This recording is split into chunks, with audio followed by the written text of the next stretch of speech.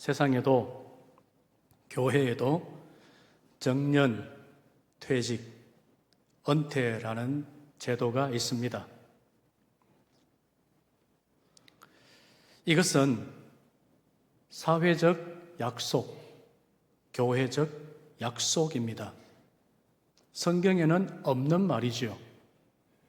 그렇지만 이 제도를 수용하는 것이 좋겠다는 모두의 생각입니다.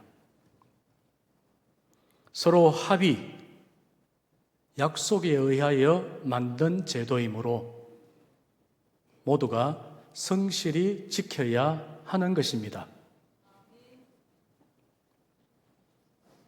때가 되어 직분에서 물러나는 것도 성실히 해야 할 일이고, 하나님이 원하여 내게 직분을 맡길 때도 성실히 받으셔야 합니다.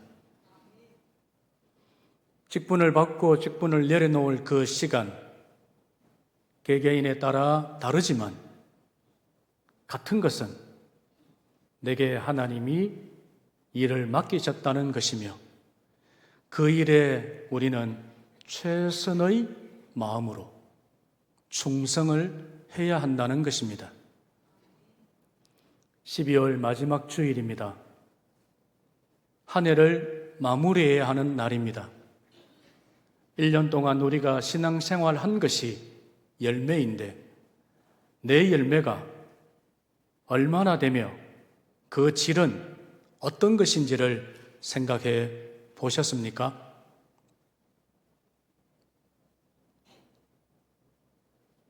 열매를 맺어도 덜 익을 수 있고 안 익을 수 있고 부패하여 썩을 수도 있습니다. 사람도 신앙도 마찬가지로 부패할 수 있고 발효될 수 있습니다. 우리나라에서는 부패한 것을 썩었다고 말하고 발효된 것을 잘 익었다고 말합니다. 여러분이 청과를 사 보셔 알겠지만 빛깔을 보고 두드려 보고 잘 익었을 것이다 하는 것을 고릅니다. 안 익거나 덜 익거나 부패한 것은 버려야 합니다. 우리가 1년 동안 살았던 신앙의 열매가 잘 익어야 합니다. 세상에서는 가는 해를 두고 아듀라고 합니다. 프랑스 말이랍니다. 이별이란 뜻을 가졌다네요. 다시 만날 수 있는 것을 전제한 이별이 아니라 가고 나면 다시는 만날 수 없는 영원한 이별이 아듀입니다. 오늘이 가고 나면 우리는 다시금 2024년 주일을 맞을 수 없습니다.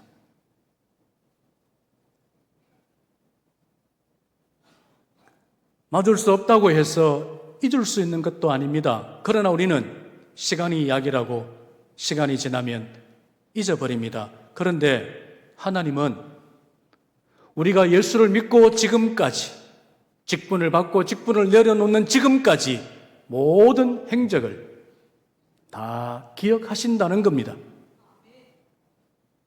착하고 충성된 종아, 내 일에 참여하였으니 많은 것을 내게 주겠다 하셨습니다. 저와 여러분이 이 마지막 주일, 마지막 예배를 정말 의미 있게 하나님 앞에서 드려야 할 것입니다. 은퇴를 했다고 해서 다 끝나는 것이 아닙니다. 새로운 출발이지요.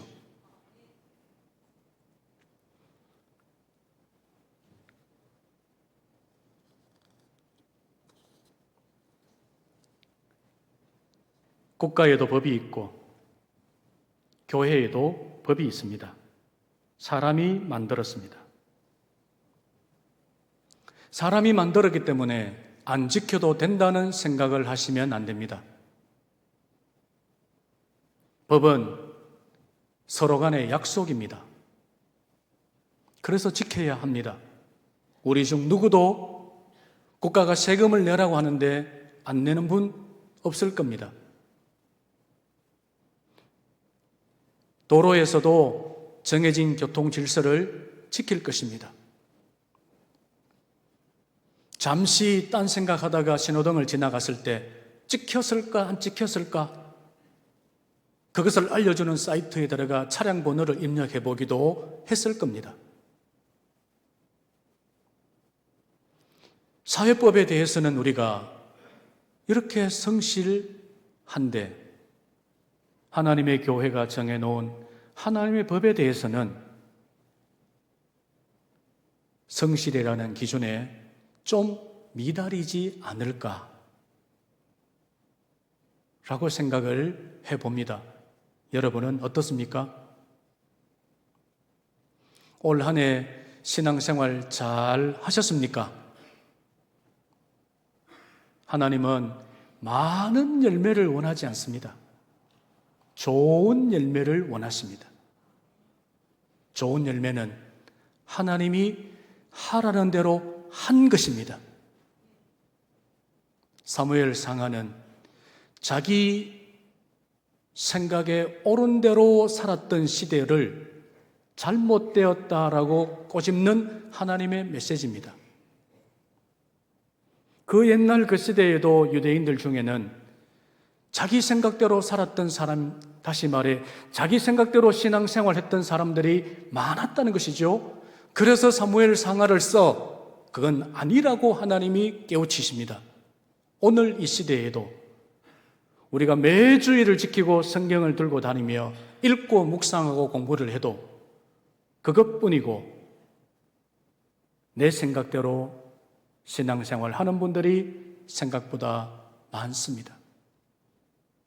그렇게 맺힌 열매는 열매로 보일 뿐 익은 것도 아니요 덜 익은 것도 아니요 맺으면 안 되는 것입니다.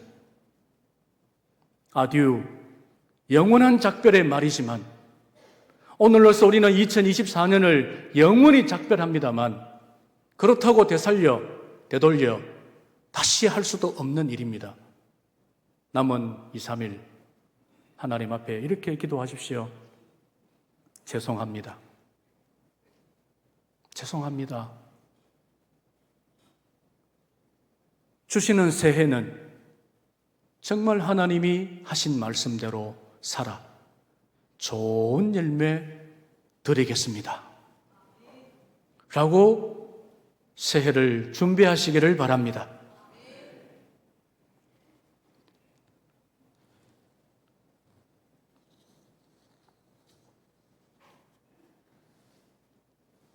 우리 교단은 만 70세가 되면 은퇴를 해야 합니다. 목회자도 선교사도 평신도도 같이 적용합니다. 법이기 때문에 지켜야 하고 약속이기 때문에 지켜야 합니다.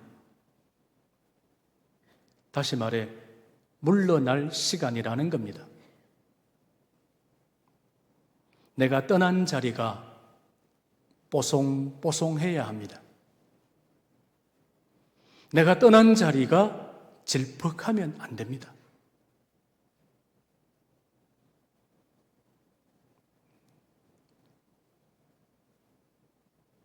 저도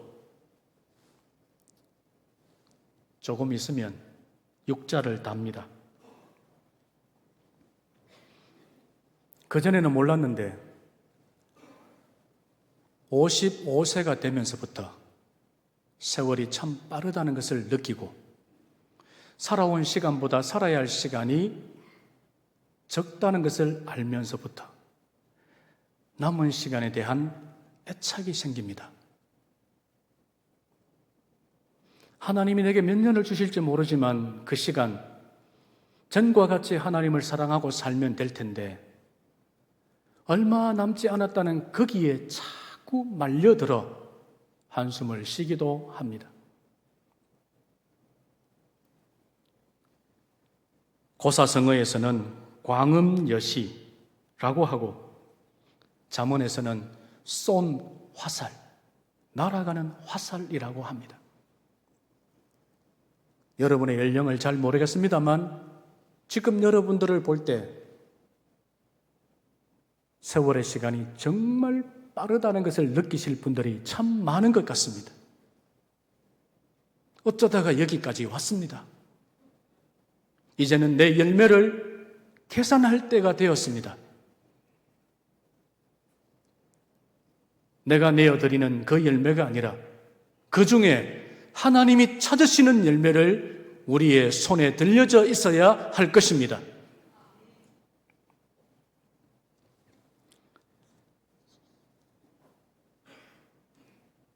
이 시간이 한 방향으로 흐른다는 것을 아십니까? 시간이 한 방향으로 흐릅니다. 영국의 과학자 아서 에딩턴이 한 말입니다. 시간은 한 방향으로 흐른다. 어느 방향일까요?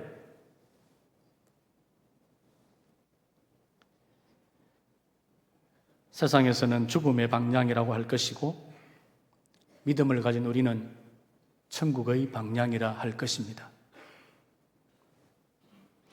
그래서 지혜로운 자의 마음은 초상집에 있고 미련한 자의 마음은 잔치집에 있다고 하는 것입니다. 여러분, 우리의 남은 시간이 길면 얼마나 길겠습니까?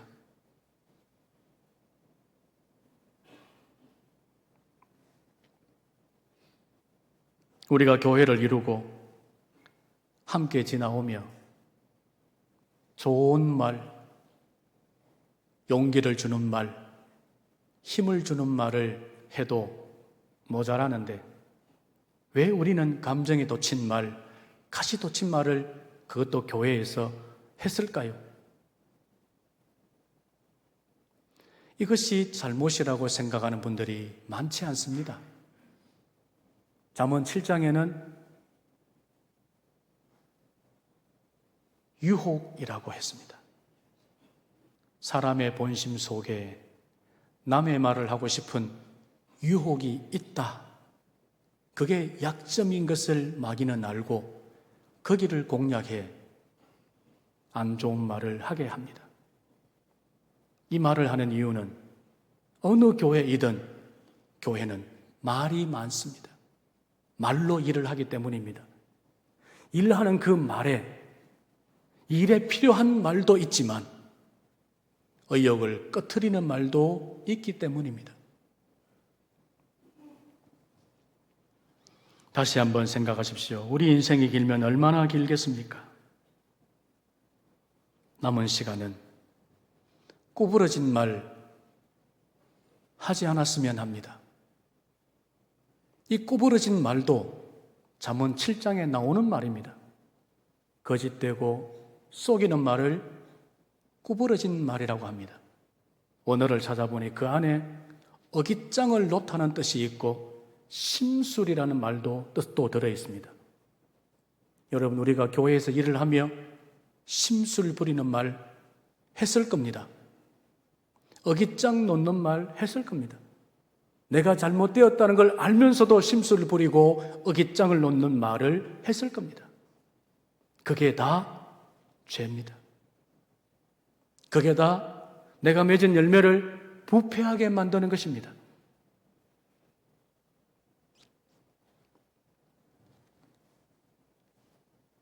우리의 싸울 것은 혈기가 아닙니다. 우리의 싸울 것은 육체가 아닙니다. 우리들이 싸울 것은 마귀의 권세를 맞서는 겁니다. 짧은 기간 동안 여러분 교회의 당회장으로서 여러분에게 부탁합니다. 서로를 싸움의 상대로 세우지 마십시오.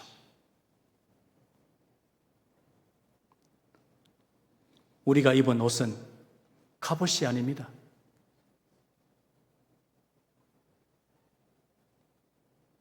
그런데 우리가 하는 말은 얼마나 강하고 날카로운지 모릅니다.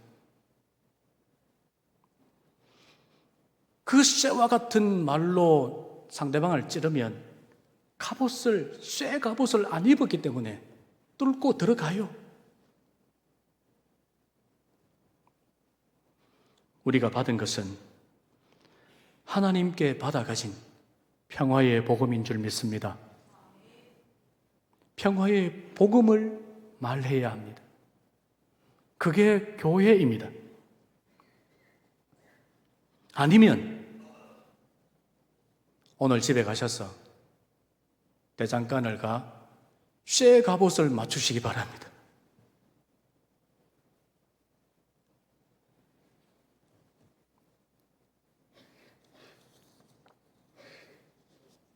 이렇게 달려왔습니다. 이렇게 싸웠습니다. 이렇게 마쳤습니다. 이제 열매가 남는데 우리가 맺은 열매의 질은 어떤 것일까요?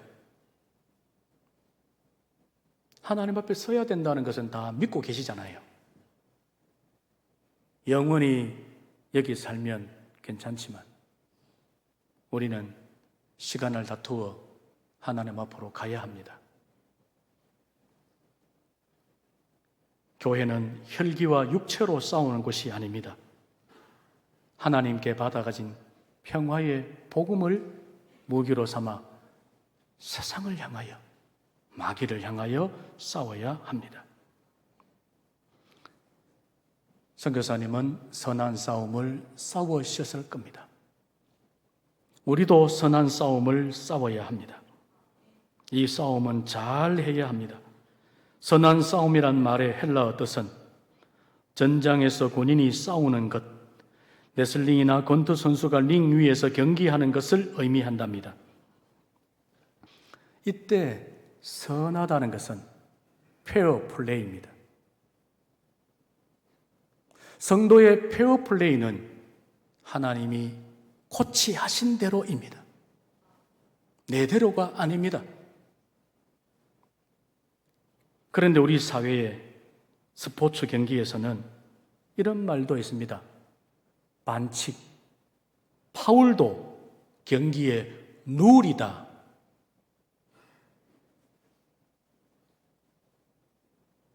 공을 몰고 단독으로 뛰어가고 수비수는 뒤에 있으면 누군가 빨리 달려가 그 선수의 옷을 잡아 당겨야죠. 발을 걸어 넘어뜨려야죠. 그래야 골을 안 줍니다.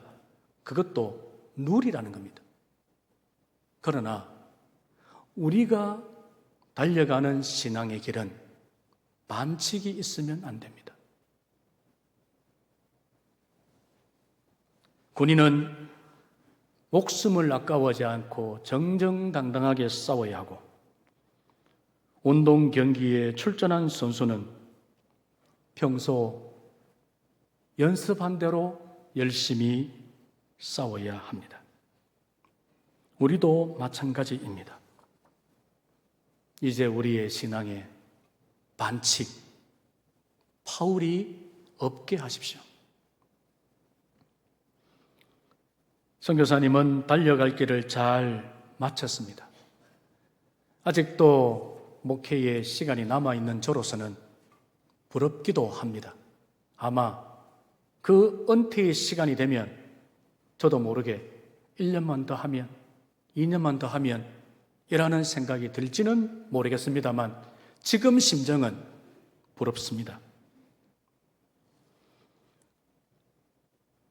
달려갈 길을 마치되 그 마친 자리가 처음 설정한 그 목표 지점이어야 합니다. 엉뚱한 데 가 있으면 안 됩니다. 여러분, 우리의 최종 목표 지점은 어디죠? 어디지요? 하나님 앞입니다. 우리가 달려갈 이 일을 멈추었을 때 그 자리가 하나님 앞이어야 합니다. 엉뚱한 자리에 서면 안 됩니다. 그런 경우가 된다면 정말 낭패죠. 다섯 신부에게 어서 가서 여분의 기름을 쌓으라고 했는데 그녀들이 떠난 지 불과 얼마 지나지 않아 신랑이 오고 말았습니다. 이런 낭패가 또 어디 있습니까?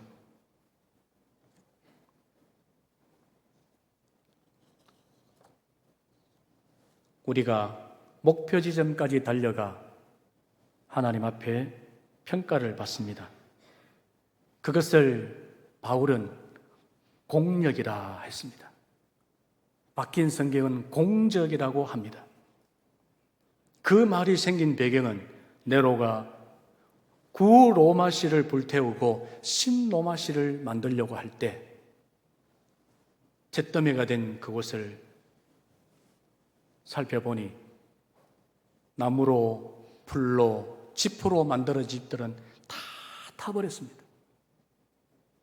돌로 만든 집은 끄러졌지만 그대로 있고 금이나 은 같은 보석도 그 뜨거운 불에 물러져 형체는 없지만 금의 본질, 은의 본질은 그대로 있었다는 것입니다. 우리가 심판의 공력을 통과할 때 이 땅에 사는 동안에 맺었던 신앙의 열매가 형태는 바뀌어진다 하더라도 그 하나님이 주신 믿음의 본질의 열매는 그대로 있어야 하나님과 함께 그 영원 세계에 들어갈 수가 있습니다. 그래서 우리의 달려갈 길 돌아봐야 합니다.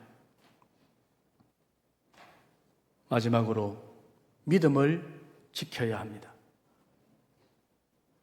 불에 타고 남는 것이 믿음입니다. 이 믿음을 어떻게 지키겠습니까? 잠언에서는 이렇게 말합니다. 눈동자같이. 하나님의 교훈을 눈동자같이. 오늘 여러분이 눈을 몇 번 깜빡이는지 아십니까? 앞에 계신 장로님 말고 저 뒤에 계시는 분하고 저하고 지금 눈싸움을 한번 하시죠. 제가 일부러 눈을 깜빡깜빡거립니다.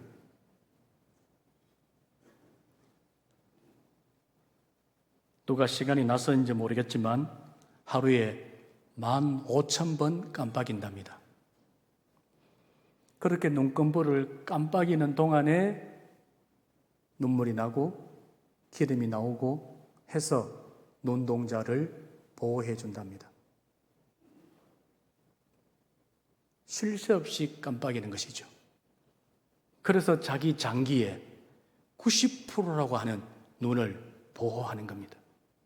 마찬가지로 하나님의 말씀을 그렇게 가까이 해야 합니다. 그래야 자기 믿음을 지킬 수가 있습니다.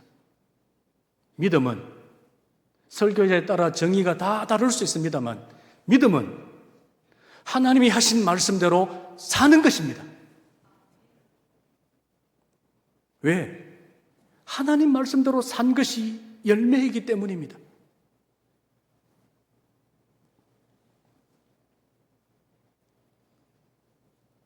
예수님이라는 그 말의 뜻은